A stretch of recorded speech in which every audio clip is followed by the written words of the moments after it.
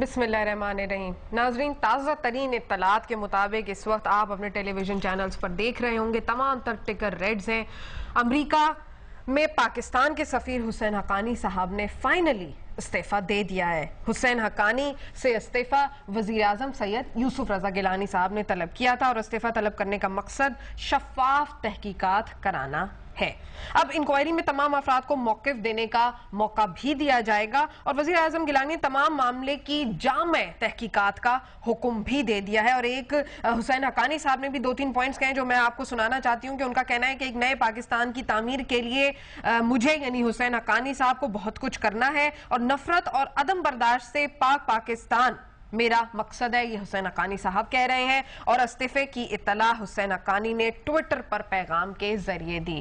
آج حسین حقانی نے میمو سے متعلق ایوان صدر میں اعلیٰ سطحی اجلاس میں صدر زرداری، وزیر اعظم Syed Yousuf Raza Gilani, army chief general Kayani اور ISI کے سربراہ جنرل شجاع پاشا کو بریفنگ بھی دی. پاک امریکہ تعلقات کے حوالے سے یہ وقت انتہائی نازک اور اہمیت کا حامل ہے. اب ان حالات میں وہاں پر ایک ایسے سفیر کا نہ ہونا، مطلب امریکہ میں ایسے سفیر کا نہ ہونا جنہیں پاکستانی اسٹیبلشمنٹ اور حکومت کا اعتماد حاصل ہو، مزید ایک اور نقصان دہ بات ثابت ہو سکتا ہے. کون مجرم ہے اور کون معصوم ہے اس کا فیصلہ تو شاید بعد میں ہوگا، مگر میمو تنازع کے بعد حسین حقانی اس قدر متنازع ہو گئے ہیں کہ اگر وہ اب بے قصور ثابت ہو بھی جائیں تو شاید تب بھی شک کی نظروں سے دیکھے جائیں گے. کیوں؟ اس کی کیا وجہ ہے کہ ان کو شک کی نگاہوں سے دیکھا جائے گا؟ کیونکہ حسین حقانی پاکستان کے سفیر ہیں مگر ماضی میں بھی بے نظیر بھٹو کے خلاف سرگرمیوں میں ملوث رہے ہیں. اس کے علاوہ وہ نواز شریف سے وابستہ رہ چکے ہیں. غلام مصطفیٰ جتوئی کی نگراں حکومت میں بھی سرگرم عمل تھے. پیپلز پارٹی کی حکومت سے ایک بار پھر وابستگی ہوئی، مطلب ان کا آنا جانا چلتا رہا. جنرل ضیاء الحق کی خوش آمدیں بھی کی اور پھر پرویز مشرف کے ساتھ مطالبات پورے نہ ہونے پر مخالفت کی لمٹس تک گئے. یہ وہ فیکٹس ہیں جن کو شاید اگنور نہیں کیا جا سکتا.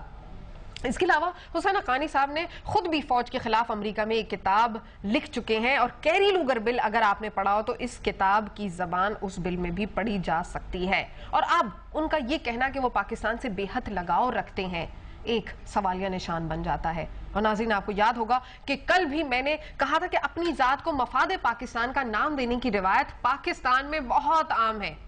اب بڑھتے ہیں منصور اعجاز کی طرف جو کہ ایک امریکی شہری ہیں. سب سے بڑا سوال ان صاحب کی اپنی کریڈیبلٹی ہے.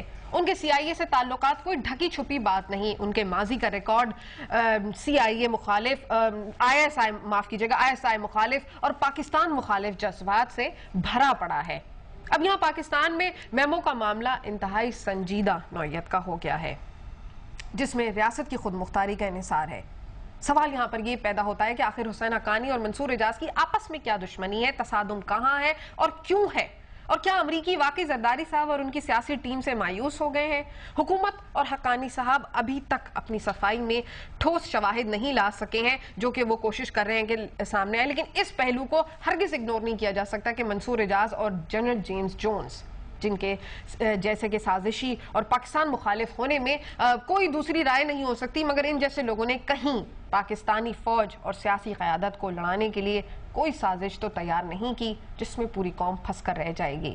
یہ ہیں آج کی تازہ ترین اطلاعات اور جیسے کہ میں نے بتایا کہ حسین حقانی صاحب نے استعفیٰ دے دیا ہے. فی الحال وقت ہوا ایک مختصر سے وقفے کا. وقفے سے واپس آئیں گے، میں اپنا شو سٹارٹ کروں گی، ڈسکشن سٹارٹ کریں گے. میرے ساتھ رہیے.